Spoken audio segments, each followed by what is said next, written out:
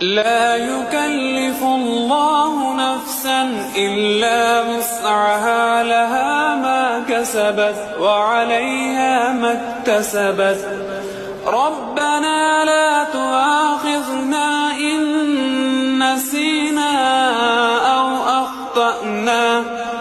ربنا ولا تحمل علينا إصرا كما حملته على الذين من قبلنا ربنا ولا تحملنا ما لا طاقة لنا به واعف عنا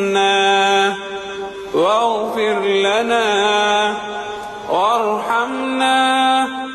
أنت مولانا فانصرنا على القوم الكافرين.